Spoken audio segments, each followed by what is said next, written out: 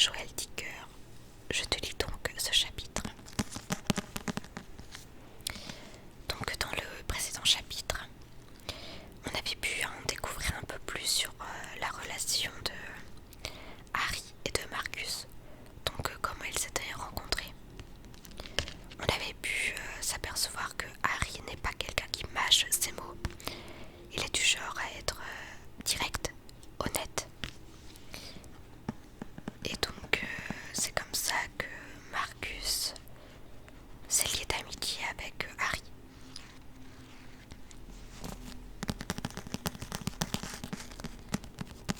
Donc je vais te lire ce chapitre. Alors, déjà faut que je le trouve.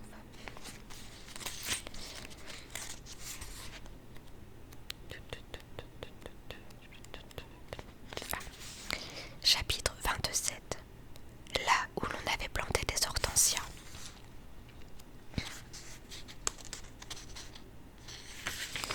Harry, j'ai comme un doute sur ce que je suis en train d'écrire. Je ne sais pas si c'est bon, si ça vaut la peine. Enfilez votre short, Marcus, et allez courir. Maintenant, mais il pleut des cordes. Épargnez-moi vos jérémiades, petite mauviette. La pluie n'a jamais tué personne. Si vous n'avez pas le courage d'aller courir sous la pluie, vous n'aurez pas le courage d'écrire un livre. C'est encore un de vos fameux conseils. Oui, et celui-ci est un conseil qui s'applique à tous les personnages qui vivent en vous. L'homme, le boxeur et l'écrivain. Si un jour vous avez des doutes sur ce que vous êtes en train d'entreprendre, allez-y, courez. Courez jusqu'à en perdre la tête. Vous sentirez naître en vous cette rage de vaincre. Vous savez, Marcus, moi aussi, je détestais la pluie avant. Qu'est-ce qui vous avait changé ta vie? Quelqu'un? Qui? En route, partez maintenant, ne revenez que lorsque vous serez épuisé. Comment voulez-vous que j'apprenne si vous ne me racontez jamais rien? Vous posez trop de questions, Marcus. Bonne course. C'était un homme massif, à l'air peu commode, un afro-américain, avec des mains comme des battoirs, dont le blazer, trop étroit, trahissait un physique puissant et trapu. La première fois que je le vis, il pointa sur moi un revolver. Ce fut d'ailleurs la première personne à m'avoir jamais menacé avec une arme. Il entra dans ma vie le mercredi 18 juin 2008, jour où débuta véritablement mon enquête sur les assassinats de Nola Kellergan et Deborah Cooper. Ce matin-là, après presque 48 heures à Gouskov, je décidai qu'il était temps pour moi d'affronter le trou béant qui avait été creusé à 20 mètres de la maison et que je m'étais contenté d'observer de loin jusqu'ici. Après m'être faufilé sous les banderoles de police, j'inspectais longuement ce terrain que je connaissais bien.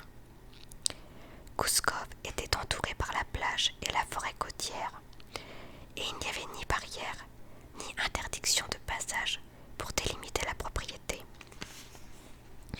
N'importe qui pouvait aller et venir, et il n'était d'ailleurs pas rare d'apercevoir des promeneurs longeant la plage ou traversant les bois proches.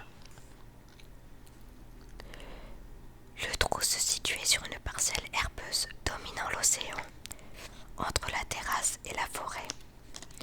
En arrivant devant, des milliers de questions se mirent à bouillonner dans ma tête, et notamment celle de savoir combien d'heures j'avais passé sur cette terrasse, dans le bureau de Harry, alors que le cadavre de cette fille dormait sous terre.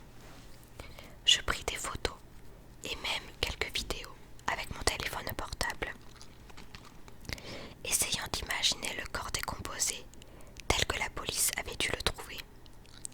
Obnubilé par la scène de crime, je ne sentis pas la présence menaçante derrière moi. C'est en me retournant pour filmer la distance avec la terrasse que je vis qu'il y avait un homme à quelques mètres de moi qui me visait avec un revolver. Je hurlai. Ne tirez pas, bon sang! Je suis Marcus Goldman, écrivain. Il abaissa aussitôt son arme. C'est vous, Marcus Goldman. Il rangea son pistolet dans un étui accroché à sa ceinture et je remarquai qu'il portait un badge.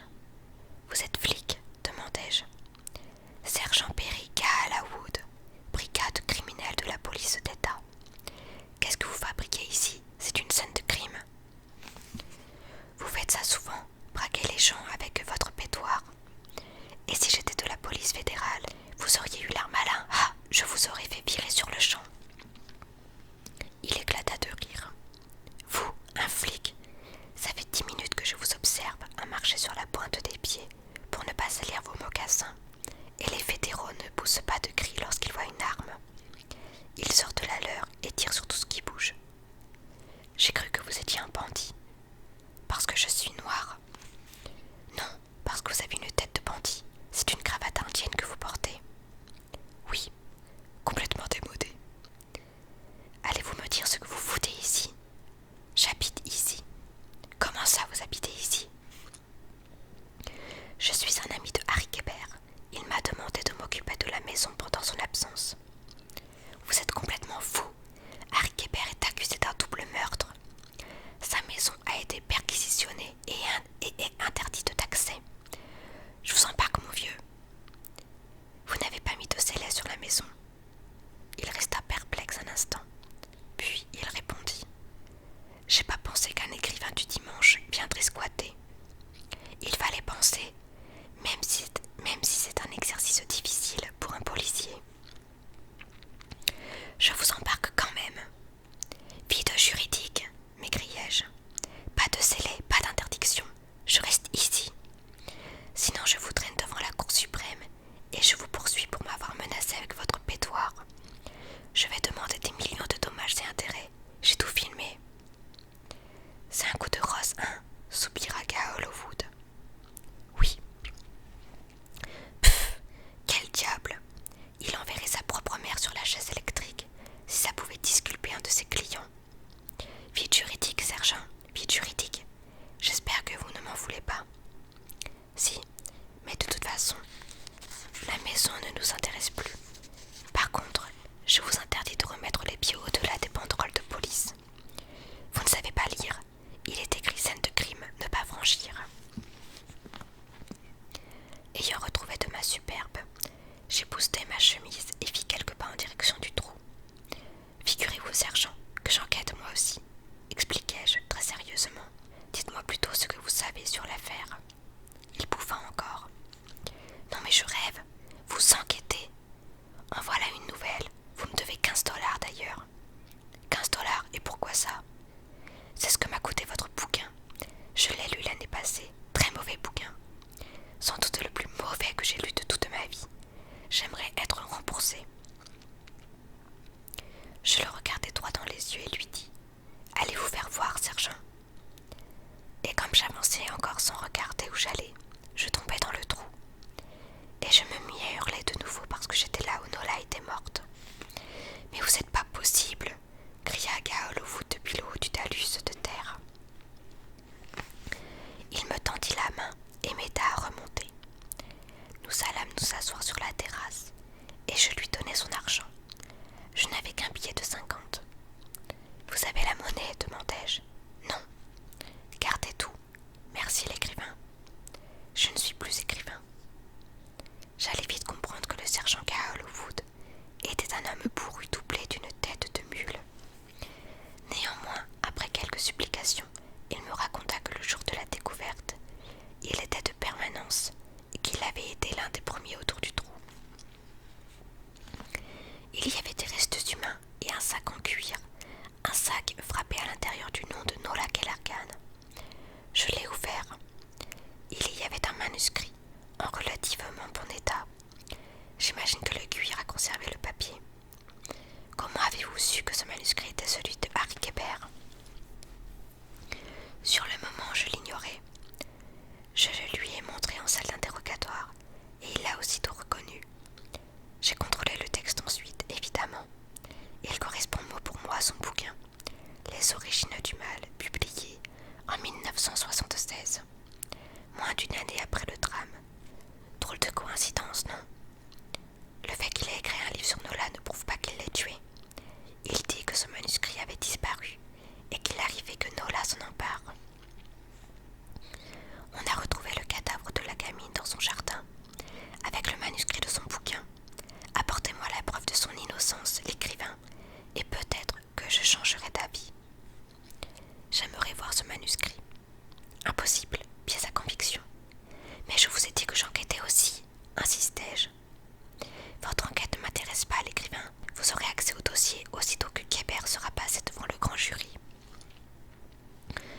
voulu montrer que je n'étais pas un amateur et que moi aussi, j'avais une certaine connaissance de l'affaire. J'ai parlé avec Travis Dawn, l'actuel chef de la police d'Aurora. Apparemment, au moment de la disparition de Nola, ils avaient une piste. Le conducteur d'une Chevrolet Monte-Carlo noire. Je suis au courant, répliqua K.A. Hollowwood. Et devinez quoi, Sherlock Holmes? Harry Kéber avait une Chevrolet Monte-Carlo noire. Comment savez-vous pour la Chevrolet? J'ai lu le rapport de l'époque. Je réfléchis une seconde et je dis: Une minute, sergent. Si vous êtes si malin, expliquez-moi pourquoi Harry aurait fait planter des fleurs là où il aurait enterré Nola. Il s'imaginait que les jardiniers creuseraient moins profondément. Ça n'a aucun sens et vous le savez. Harry n'a pas tué Nola Kellergan. Comment pouvez-vous en être aussi certain? Il l'aimait. Ils disent tous ça pendant leur procès. Je l'aimais trop alors je l'ai tué. Quand on aime, on ne tue pas. Sur ces paroles, K.A. Hollowwood se leva de sa chaise pour me signifier qu'il en avait terminé avec moi. Vous partez déjà, sergent, mais notre enquête commence à peine. Notre? La mienne, vous voulez dire? On se revoit quand? Jamais, l'écrivain, jamais. Il partit sans autre forme de salutation. Si ce K.A. Hollowwood ne me prenait pas au sérieux, il en était en revanche tout autrement de Travis Dawn, que j'allais trouver peu après au poste de police d'Aurora, pour lui apporter le message anonyme découvert la veille au soir.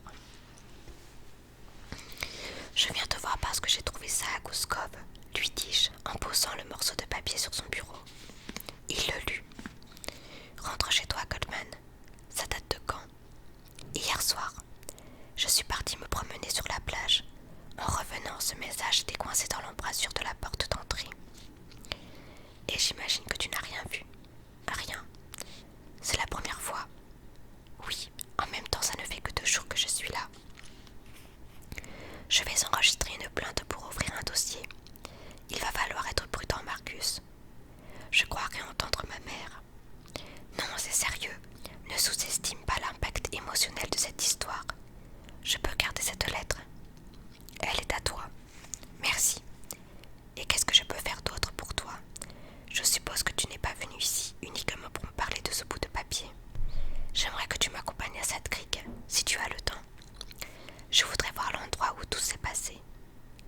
Non seulement Travis accepta de m'emmener à Side Creek, mais il me fit également faire un voyage dans le temps de 33 ans en arrière.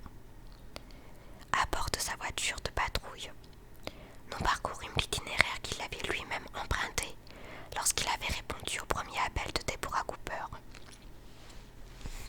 Depuis Aurora, en suivant la route 1 en direction du Maine, qui longe la côte, nous passâmes devant Gouskov. Puis, quelques miles plus loin, nous arrivâmes à l'orée de la forêt de Sad Creek et à l'intersection avec Sad Creek Lane, le chemin au bout duquel habitait Deborah Cooper. Travis y bifurqua et nous arrivâmes bientôt devant la maison, une jolie bâtisse de planches faisant face à l'océan et cernée par les bois. C'était un endroit magnifique mais complètement perdu. Ça n'a pas changé, me dit Travis, pendant que nous faisions le tour de la maison. La peinture a été refaite. C'est un peu plus clair qu'avant. Le reste est exactement comme c'était à l'époque. Qui habite ici à présent? Un couple de Boston, qui vient passer les mois d'été. Ils ne viennent qu'en juillet et partent à la fin août. Le reste du temps, il n'y a personne. Il me montra la porte arrière qui donnait sur la cuisine et reprit. La dernière fois que j'ai vu Deborah Cooper en vie, elle était devant cette porte. Le chef Pratt venait d'arriver. Il lui a dit de rester bien sagement chez elle et de ne pas s'en faire. Et nous sommes partis fouiller les bois. Qui aurait pu imaginer que 20 minutes plus tard, elle serait tuée d'une balle dans la poitrine? Tout en parlant, Travis prit la direction de la forêt. Je compris qu'il retournait sur le sentier qu'il avait emprunté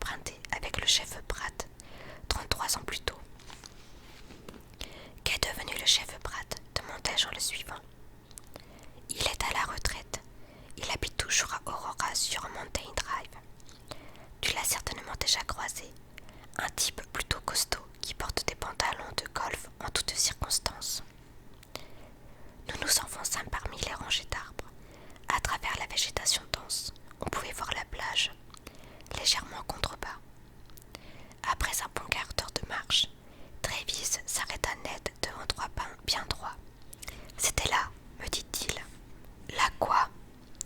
Là que nous avons trouvé tout ce sang, des touffes de cheveux blonds, un morceau de tissu rouge. C'était atroce. Je reconnaîtrai toujours cet endroit. Il n'y a plus de mousse sur les pierres. Les arbres ont grandi, mais pour moi, rien n'a changé. Qu'avez-vous fait ensuite? Nous avons compris qu'il se passait quelque chose de grave, mais nous n'avons pas eu le temps de nous attarder plus ici car le fameux coup de feu a retenti.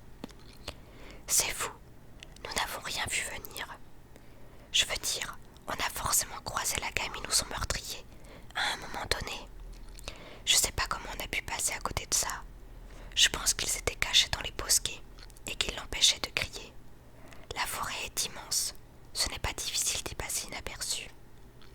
J'imagine qu'elle a fini par profiter d'un moment d'inattention de son agresseur pour se défaire de son étreinte et qu'elle a couru jusqu'à la maison pour chercher du secours. Il est venu la chercher dans la maison et s'est débarrassé de la mère Cooper. Donc, quand vous entendez le coup, vous revenez immédiatement à la maison. Oui. Nous revîmes le chemin en sens inverse et retournâmes à la maison. Tout s'est passé à la cuisine, me dit Travis. Nola arrive de la forêt en appelant à l'aide. La mère Cooper la recueille, puis va au salon pour rappeler la police et prévenir que la gamine est là.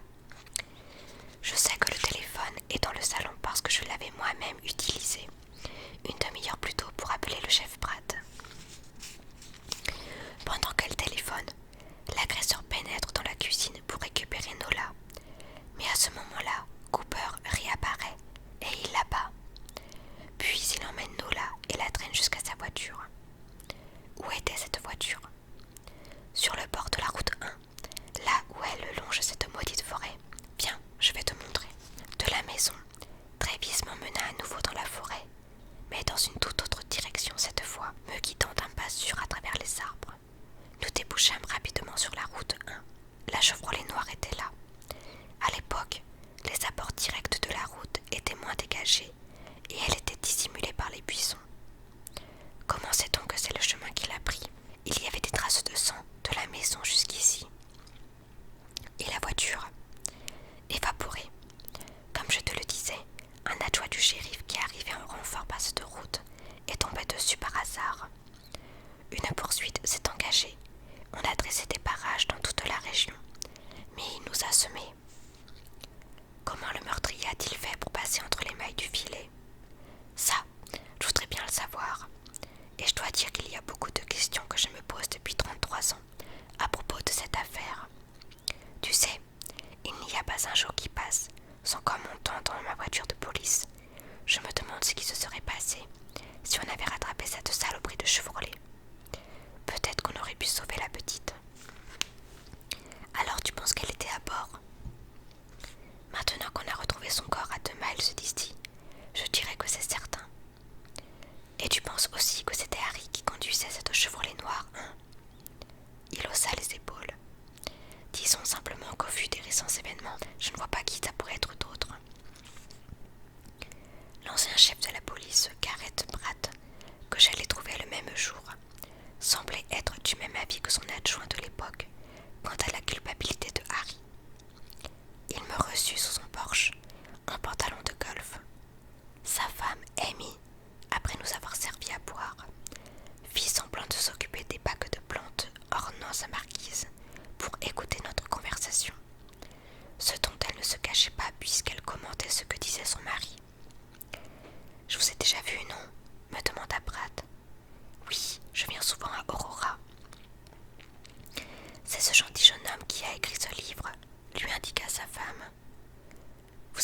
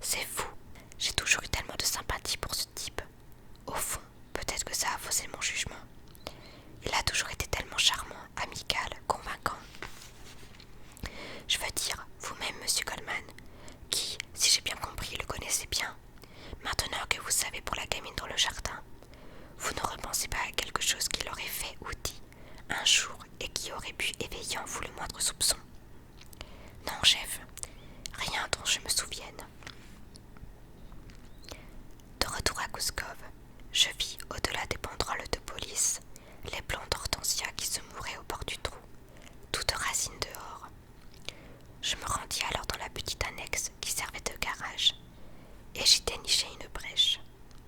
Puis, pénétrant dans la zone interdite, je creusai dans un carré de terre molle, face à l'océan, et j'y plantai les fleurs. 30 août 2002. Harry. Il était 6 heures du matin. Il était sur la terrasse de Gouskov, une tasse de café à la main. Il se retourna. Marcus, vous en sueur, ne me dites pas que vous êtes déjà allé courir. Si, j'ai fait mes 8 miles. À quelle heure vous êtes-vous levé? Tôt, vous vous souvenez il y a 2 ans quand j'ai commencé à venir ici et que vous me forciez à me lever à l'aube. J'ai pris le pli désormais. Je me lève tôt pour que le monde m'appartienne. Et vous, que faites-vous dehors? J'observe, Marcus. Qu'observez-vous? Vous voyez ce petit coin d'herbe coincé entre les pins et qui domine la plage? Il y a longtemps que je veux en faire quelque chose. C'est la seule parcelle de la propriété qui soit plane et utilisable pour aménager un petit jardin. Je voudrais me créer un joli petit endroit avec 2 bancs, une table en fer et tout autour des hortensias. Beaucoup d'hortensias. Pourquoi les hortensias? J'ai connu quelqu'un qui aimait ça. Je voudrais avoir des massifs d'hortensias pour me souvenir d'elle, toujours.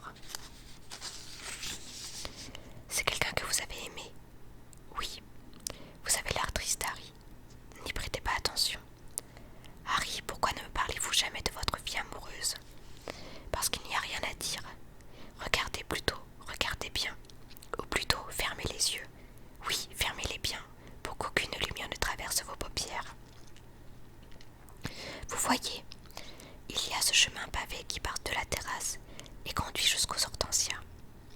Et il y a ces 2 petits bancs desquels on peut voir à la fois l'océan et les fleurs magnifiques. Que peut-il y avoir de mieux que de voir l'océan et les hortensias? Il y a même un petit bassin avec une fontaine en forme de statue au milieu. Et s'il est assez grand, je mettrai des carpes japonaises multicolores dedans. Des poissons. Ils ne tiendront pas 1 heure, les mouettes les boufferont. Il sourit. Les mouettes ont le droit de faire ce qu'elles veulent ici, Marcus. Mais vous avez raison. Je ne mettrai pas de carpes dans le bassin. Allez prendre une bonne douche chaude, voulez-vous, avant que vous n'attrapiez la mort ou je ne sais pas quelle autre saloperie qui fera penser à vos parents que je m'occupe mal de vous. Moi, je vais préparer le petit déjeuner. Marcus. Oui, Harry. Si j'avais eu un fils. Je sais, Harry, je sais. Le matin du jeudi 19 juin 2008, je me rendis au Seaside Motel. Sa localisation était très simple. Depuis Side Creek Lane, on continuait tout droit sur la route 1 pendant 4 miles en direction du nord et on ne pouvait pas alors rater cet immense panneau en bois qui indiquait Seaside Motel et Restaurant depuis 1960. Le lieu où Harry avait attendu Nola existait depuis toujours. J'étais certainement passé devant des centaines de fois, mais je n'y avais jamais prêté la moindre attention. Et d'ailleurs, quelle raison aurais-je eu de le faire jusqu'à ce jour? C'était un bâtiment en bois, surmonté d'un toit rouge et entouré par une roseraie. La forêt se dressait juste derrière. Toutes les chambres du rez-de-chaussée donnaient directement sur le parking. On accédait à celle de l'étage par un escalier extérieur. D'après l'employé de la réception que j'interrogeais, l'établissement n'avait guère changé depuis sa construction, si ce n'est que les chambres avaient été modernisées et qu'un restaurant avait été accolé au corps du bâtiment. Pour preuve de ce qu'il avançait, il me ressortit le livre souvenir des 40 ans du motel, confirmant ses dires en me montrant des photos d'époque. « Pourquoi vous intéressez-vous tant à cet endroit ?» finit-il par me demander.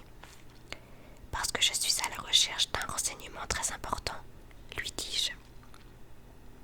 Je vous écoute. Je voudrais savoir si quelqu'un a dormi ici. Dans la chambre 8, la nuit du samedi 30 août au dimanche 31 août 1975. Il éclata de rire. 1975, vous êtes sérieux? Depuis qu'on garde les registres sur informatique, on peut remonter à 200 maximum. Je peux vous dire qui dormait là le 30 août 2006, si vous voulez. Enfin, techniquement, parce que ce sont des informations que je n'ai pas le droit de vous révéler, évidemment.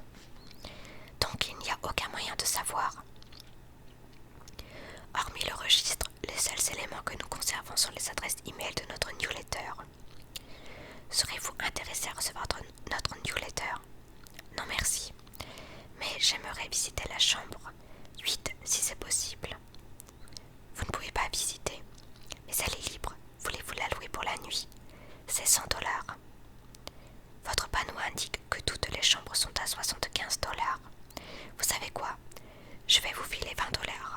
Vous allez me montrer cette chambre et tout le monde sera content. Vous êtes dur en affaires, mais j'accepte. La chambre 8 se situait au premier étage. C'était une chambre, tout ce qu'il y a de plus commun, avec un lit, un mini-bar, une télévision, un petit bureau et une salle de bain. Pourquoi cette chambre vous intéresse-t-elle tant? Demanda l'employé. C'est compliqué. Un ami me dit qu'il y a passé une nuit en 1975. Si c'est vrai, ça veut dire qu'il est innocent de ce dont on l'accuse. Et de quoi l'accuse-t-on? Je ne répondis pas à la question et interrogeai encore. Pourquoi appeler cet endroit le Seaside Motel? Il n'y a même pas de vue sur la mer. Non, mais un sentier va jusqu'à la plage à travers la forêt. C'est écrit dans le prospectus. Mais les clients s'en moquent pas mal. Ceux qui s'arrêtent ici ne vont pas à la plage. Vous voulez dire que, par exemple, on pourrait longer le bord de mer depuis Aurora, traverser la forêt et arriver ici? Techniquement, oui. Je passais le reste de ma journée à la bibliothèque municipale, à consulter les archives et essayer de reconstituer le fil du passé. À cet exercice, Ernie Pinkas me fut d'un grand secours. Il ne compta pas son temps pour m'aider dans mes recherches. D'après les journaux d'époque, personne n'avait rien vu d'étrange le jour de la disparition. Ni Nola qui s'enfuyait, ni un rôdeur à proximité de la maison. Aux yeux de tous, cette disparition restait un grand mystère que le meurtre de Deborah Cooper épaississait encore un peu plus. Néanmoins, certains témoins, des voisins pour l'essentiel, avaient fait état de bruit et de cris dans la maison des Kellergan ce jour-là, tandis que d'autres avaient rapporté qu'en fait de bruit, il s'agissait de la musique que le révérend écoutait particulièrement fort, comme il le faisait souvent. Les investigations de l'Aurora Star indiquaient que le père Kellergan bricolait dans son garage et qu'il écoutait toujours de la musique en travaillant.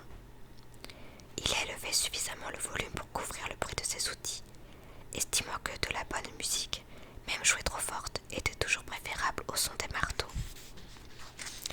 Mais si sa fille avait appelé au secours, il aurait pu ne rien entendre, d'après Pinkas. Le père Kellergan s'en voulait toujours d'avoir mis cette musique aussi fort. Il n'avait jamais quitté la maison familiale de Terrace Avenue, dans laquelle il vivait reclus, se repassant en boucle ce même disque, à en devenir sourd, comme pour se punir. Des deux parents Kellergan, il ne restait aujourd'hui plus que lui. La mère, Louisa, était morte il y a longtemps. Apparemment, le soir où l'on avait appris que c'était bien le corps de la petite Nola qui avait été déterré, des journalistes étaient venus assaillir le vieux David Kellergan chez lui. C'était une scène d'une telle tristesse, me dit Pinkas. Il a dit quelque chose de ce genre. Alors elle est morte. J'avais économisé depuis tout ce temps pour qu'elle puisse aller à l'université. Et figure-toi que le lendemain, 5 fausses Nola se sont présentées à sa porte. Pour le pognon. Le pauvre en était complètement déboussolé. On vit clairement à une époque dingue. L'humanité a le cœur plein de merde, Marcus. Voilà mon avis. Et le père, il faisait souvent ça, mettre la musique à fond, demandai-je. Oui, tout le temps. Tu sais, à propos de Harry, j'ai croisé la mère Queen hier en ville. La mère Queen? Oui, c'est l'ancienne propriétaire du Clarks. Elle raconte à qui veut l'entendre qu'elle savait depuis toujours que Harry avait des vues sur Nola. Elle dit qu'elle avait une preuve irréfutable à l'époque. Quel genre de preuve? Demandai-je. J'en sais rien. T'as des nouvelles de Harry? Je vais aller le voir demain. Salue-le de ma part. Rends-lui visite si tu veux, ça lui fera plaisir. Je suis pas trop sûre de le vouloir. Je savais que Pinkas, 75 ans, retraité d'une usine de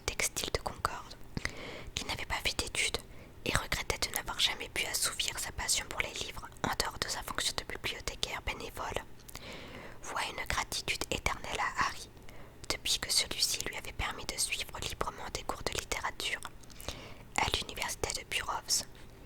Je l'avais donc toujours considéré comme l'un de ses plus fidèles soutiens. Mais voilà que même lui préférait désormais prendre ses distances avec Harry. Tu sais, me dit-il, Nola était une fille tellement spéciale, douce, gentille avec tout le monde. Tout le monde l'aimait ici. C'était comme notre vie à nous tous. Alors comment Harry a-t-il pu?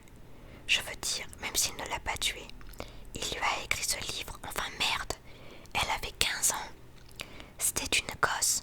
L'aimer au point de lui faire un livre d'amour. Moi j'ai été mariée avec ma femme pendant 50 ans et j'ai jamais eu besoin de lui écrire un livre. Mais ce livre est un chef-d'œuvre. Ce livre c'est le diable. C'est un livre de perversion. D'ailleurs j'ai jeté les exemplaires qu'on avait ici. Les gens sont trop bouleversés. Je soupirai, mais il ne répondit rien. Je ne voulais pas me disputer avec lui. Je demandais simplement: Ernie, est-ce que je peux faire envoyer un paquet ici à la bibliothèque? Un paquet, bien sûr, pourquoi? Je demandais à ma femme de ménage de récupérer un objet important chez moi et de me l'envoyer par FedEx. Mais j'aime mieux qu'il le soit livré ici. Je ne suis pas souvent à Gouskov et la boîte aux lettres déborde de courriers infects que je ne relève même plus. Au moins ici, je suis sûre qu'il arrivera. La boîte aux lettres de Gouskov résumait bien l'état de la réputation de Harry. L'Amérique tout entière, après l'avoir admiré, le conspuait et le couvrait de lettres d'insultes. Le plus grand scandale de l'histoire de l'édition était en marche. Les origines du mal avaient d'ores et déjà disparu des rayons de librairie et des programmes scolaires. Le Boston Globe avait unilatéralement mis un terme à leur collaboration. Quant au conseil d'administration de l'université de Burroughs, il avait décidé de le démettre de ses fonctions avec effet immédiat. Désormais, les journaux ne se gênaient plus pour le décrire comme un prédateur sexuel. Il était l'objet de tous les débats et de toutes les conversations. Roy Barnaski, flairant là une opportunité commerciale à ne manquer sous aucun prétexte, voulait absolument sortir un livre sur cette affaire. Et comme Douglas n'arrivait pas à me convaincre, il finit par me téléphoner en personne pour me donner une petite leçon d'économie du marché. Le public veut ce livre, m'expliqua-t-il. Écoutez-moi ça. Il y a même des fans en bas de notre building qui scandent votre nom. Il brancha le haut-parleur et fit un signe à ses assistantes qui s'époumonèrent: Coleman, Coleman, Coleman. Ce ne sont pas des fans, Roy, ce sont vos assistantes. Bonjour Marissa. Bonjour monsieur Marcus, répondit Marissa. Barnaski reprit le combiné. Enfin, réfléchissez un peu, Goldman. On sort le livre pour l'automne. Succès assuré. 1 mois et demi pour écrire ce bouquin, ça vous semble correct? 1 mois et demi. Il m'a fallu 2 ans pour écrire mon premier livre. D'ailleurs, je ne sais même pas ce que je pourrais y raconter. On ignore encore ce qui s'est passé. Vous savez, je ne peux plus vous fournir des écrivains fantômes pour aller plus vite. Alors en bas, il y a une petite note de l'auteur. Le terme d'écrivain fantôme, repris de l'anglais ghostwriter, désigne ce que l'on appelle en littérature un nègre, soit un écrivain qui écrit au nom d'un autre. En inventant le mot ghostwriter, les anglo-saxons ont su rendre compte de la cruauté de cette fonction pour celui qui s'y emploie. Voilà, donc c'était juste une petite note en bas concernant le terme écrivain fantôme. Et puis, pas besoin de grande littérature. Les gens veulent surtout savoir ce que Kébert a fait avec la petite. Contentez-vous de raconter les faits avec du suspense, du sordide et un peu de sexe, évidemment. Du sexe. Allons, Goldman, je ne vais pas vous apprendre votre boulot. Qui voudrait acheter ce livre s'il n'y a pas des scènes indécentes entre le vieillard et la fillette de 7 ans? C'est ça que les gens veulent. Même si le livre n'est pas bon, on en voudra des tonnes. C'est ce qui compte, non? Harry avait 34 ans et Nola 15. Ne pinaillez pas. Si vous faites de ce livre, j'annule votre précédent contrat et je vous offre m'offre en plus un demi-million de dollars d'avance pour vous remercier de votre coopération. Je refusai net, et Barnaski s'énerva. Eh bien, puisque vous voulez jouer les mauvais bougres de Coleman, je vais m'y mettre aussi. J'attends un manuscrit dans exactement 11 jours, sinon c'est le procès et la ruine. Il me raccrocha au nez. Peu après, alors que je faisais quelques courses au magasin général de la rue principale, je reçus un appel de Douglas, certainement alerté par Barnaski lui-même, qui s'efforça de me convaincre encore. Marc, tu ne peux pas faire le difficile sur ce coup-là, me dit-il. Je te rappelle que Barnaski te tient par les couilles. Ton précédent contrat est toujours valable, et ton seul moyen de l'annuler est d'accepter sa proposition. Et puis ce bouquin va faire exploser ta carrière. Une avance d'un demi-million. Tu me diras qu'il y a pire dans la vie, non? Barnaski veut me faire écrire une espèce de brûlot. C'est hors de question. Je ne veux pas d'un livre comme ça. Je ne veux pas d'un livre poubelle écrit en quelques semaines. Pour les bons livres, il faut du temps. Mais ce sont les méthodes modernes pour faire du chiffre. Les écrivains qui rêvassent et attendent que la neige tombe en quête d'inspiration, c'est fini. Ton livre, sans qu'il n'en existe encore la moindre ligne, s'arrache déjà parce que tout le monde veut tout savoir et tout de suite. La fenêtre de marché est limitée. Cet automne, il y a l'élection présidentielle et... Mais justement, l'interrompis-je. Pourquoi diable un éditeur prendrait-il le risque de faire paraître à ce moment-là un livre qui n'a rien à voir avec les élections? Parce que c'est Barnaski tout craché. C'est un foutu connard, mais il sait exactement ce qu'il fait. Tu vas voir, ça va être énorme, crois-moi. Je ne croyais plus à rien.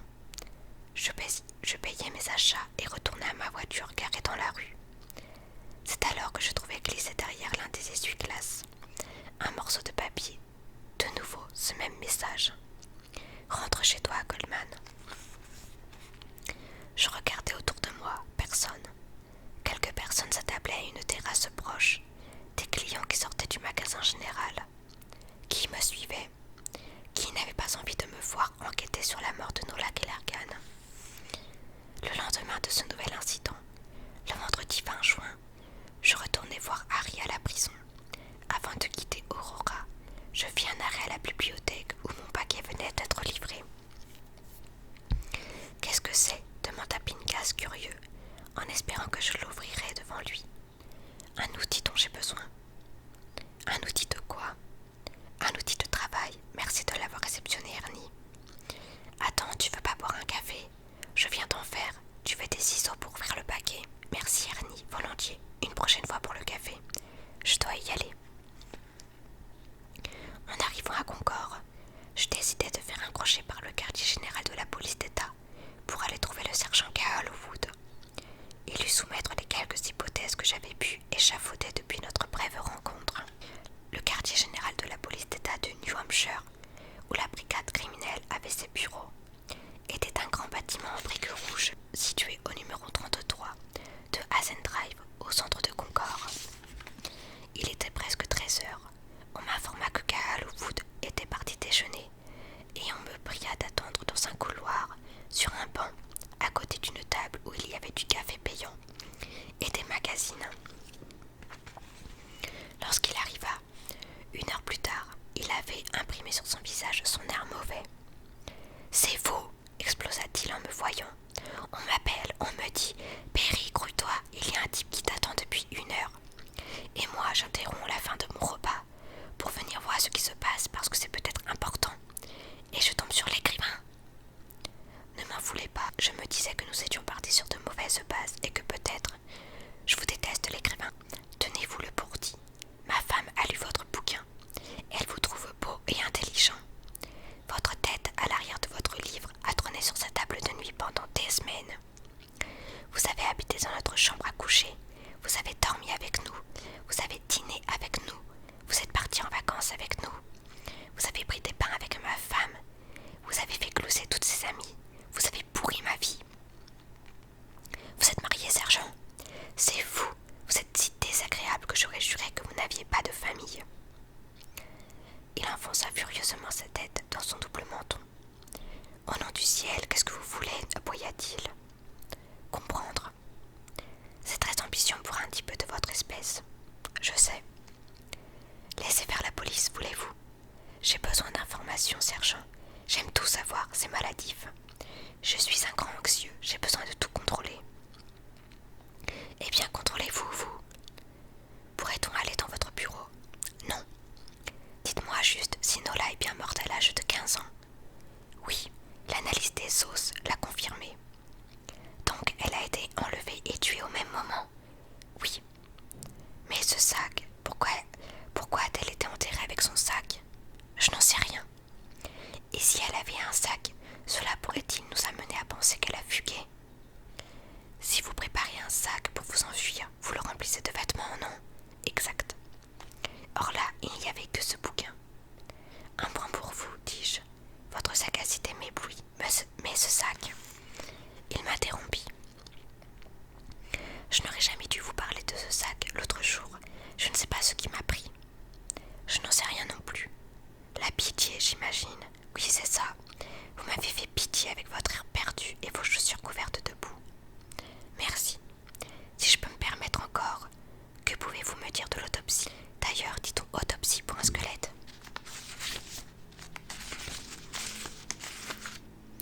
Je n'en sais rien. Est-ce que examen médico-légaux serait un terme plus adéquat? Je me contrefous du terme précis. Ce que je peux vous dire, c'est qu'on lui a brisé le crâne. Brisé, bam, bam. Comme il accompagnait ces mots de gestes et mimait des coups de patte, je demandai. Alors c'était avec une patte? Mais je n'en sais rien, un bougre d'emmerdeur. Une femme, un homme? Quoi? Est-ce qu'une femme aurait pu porter ces coups? Pourquoi forcément un homme? Parce que le témoin visuel de l'époque, Deborah Cooper, a formellement identifié un homme. Bon, cette conversation est terminée, l'écrivain. Vous m'agacez beaucoup trop. Mais vous, qu'est-ce que vous pensez de cette affaire? Il sortit de son porte-monnaie une photo de famille. J'ai 2 filles, l'écrivain, 14 et 17 ans. Je ne peux pas imaginer vivre ce que le père Kellergan a vécu. Je veux la vérité, je veux la justice. La justice, ce n'est pas la somme de simples faits. C'est un travail bien plus complexe. Alors je vais poursuivre mon enquête. Si je découvre la preuve de l'innocence de Kébert, croyez-moi, il sera libéré. Mais s'il est coupable, soyez certain que je ne laisserai pas Ross faire au jury un de ses tours d'esbrouf, dont il a le secret pour libérer les criminels. Parce que ça non plus, ce n'est pas de la justice. Gallowwood, sous ses airs de bison agressif, avait une philosophie qui me plaisait. Au fond, vous êtes un chic type, sergent. Je vous paye des beignets et on continue de papoter. Je ne veux pas de beignets, je veux que vous foutiez le camp. J'ai du travail. Mais il faut que vous m'expliquiez comment on enquête. Je ne sais pas enquêter. Comment dois-je faire? Au revoir, l'écrivain. Je vous ai assez vu pour le reste de la semaine. Peut-être même le reste de ma vie. J'étais déçue de ne pas être pris au sérieux, et je n'insistais pas. Je lui tendis la main pour le saluer.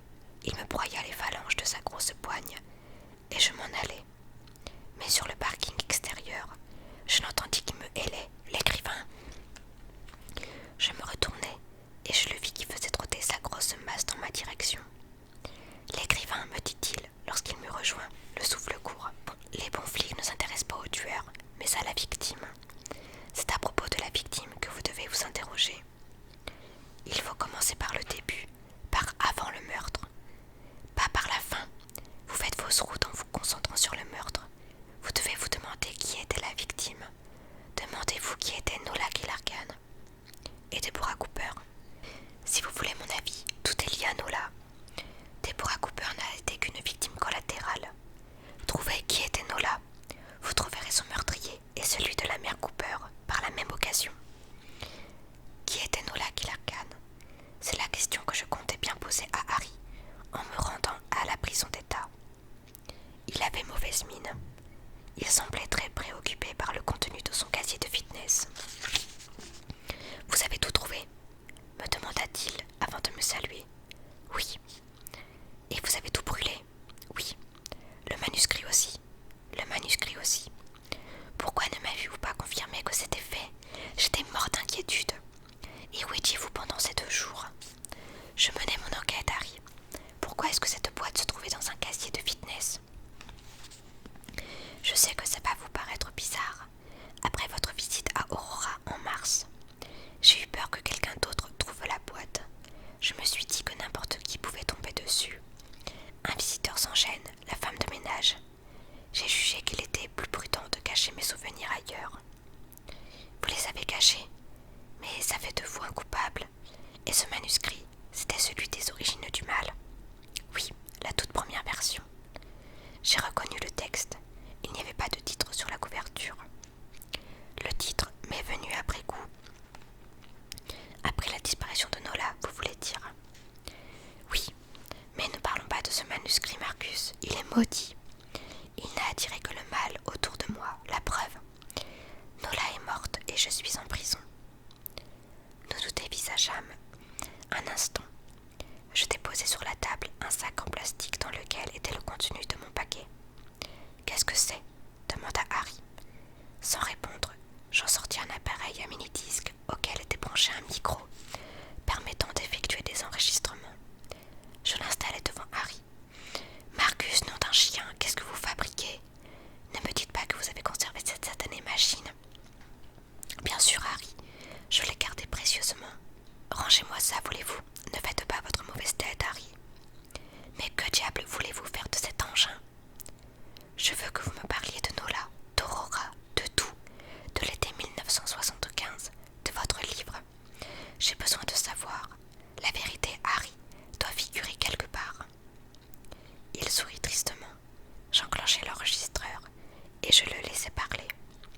C'était une jolie scène, dans ce parloir de prison, où parmi les tables en plastique, des maris retrouvaient leurs femmes, des pères retrouvaient leurs enfants.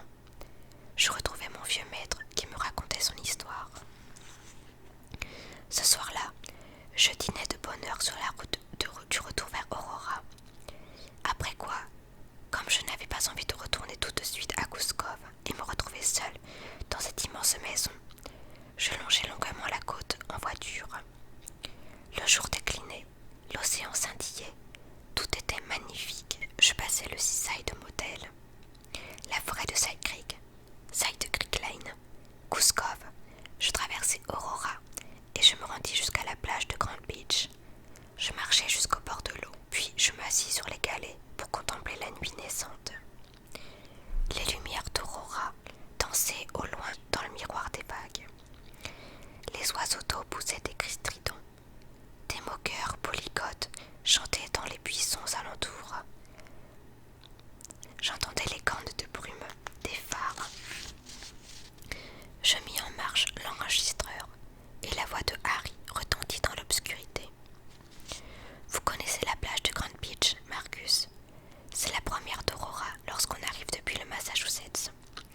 Parfois, je m'y rends à la tombée de la nuit et je regarde les lumières de la ville.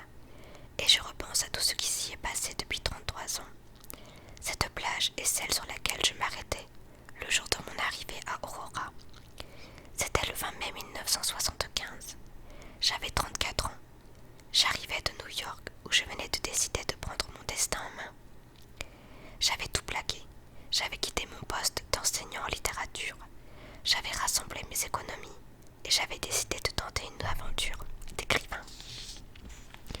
M'isoler en Nouvelle-Angleterre et y écrire le roman dont je rêvais. J'avais d'abord pensé louer une maison dans le Maine, mais un agent immobilier de Boston m'avait convaincu de porter mon choix sur Aurora. Il m'avait parlé d'une maison de rêve qui correspondait exactement à ce que je cherchais. C'était Gouskov.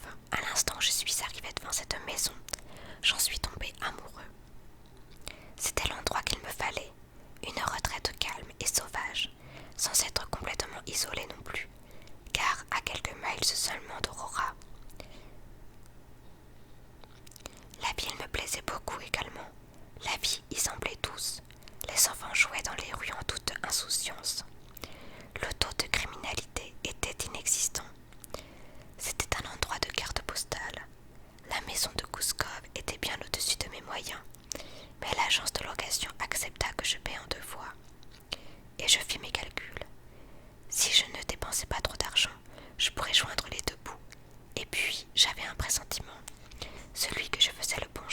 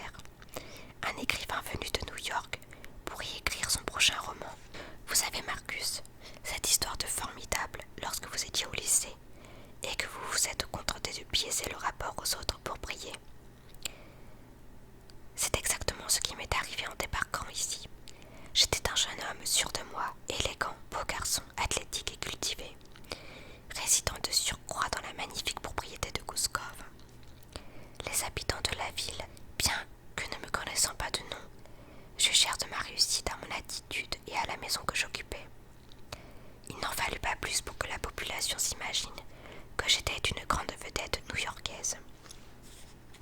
Et du jour au lendemain, je devins quelqu'un. L'écrivain respectait que je ne pouvais pas être à New York. Je l'étais à Aurora. J'avais procuré à la bibliothèque municipale quelques exemplaires de mon premier livre, emportés avec moi, et figurez-vous que ce misérable tas de feuilles boudées par New York suscita l'enthousiasme ici à Aurora. C'était l'année 1975, dans une toute petite ville du New Hampshire qui se cherchait une raison d'exister. Bien avant Internet et toute cette technologie, et qui trouva en moi la vedette locale dont elle avait toujours rêvé. Il était environ 23 heures lorsque je rentrai à Gooskov. En m'engageant dans le petit chemin de gravier qui menait à la maison, je vis apparaître, dans le faisceau de mes phares, une silhouette masquée qui prit la fuite dans la forêt. Je freinai brusquement et bondis hors de la voiture en hurlant, m'apprêtant à me lancer à la poursuite de l'intrus. C'est alors que mon regard fut attiré par une intense lueur. Quelque chose brûlait près de la maison. Je courus pour aller voir ce qui se passait. La corvette de Harry était en feu. Les flammes étaient déjà immenses et une colonne de fumée âcre s'élevait dans le ciel. J'appelai à l'aide, mais il n'y avait personne. Il n'y avait que la forêt tout autour de moi. Les vitres de la corvette explosèrent sous l'effet de la chaleur. Le capot se mit à fondre et les flammes redoublèrent, léchant les murs du garage. Je ne pouvais rien faire, tout allait brûler. Et c'est la fin de ce chapitre. Alors la fin est quand même assez explosive. Un petit jeu de mots.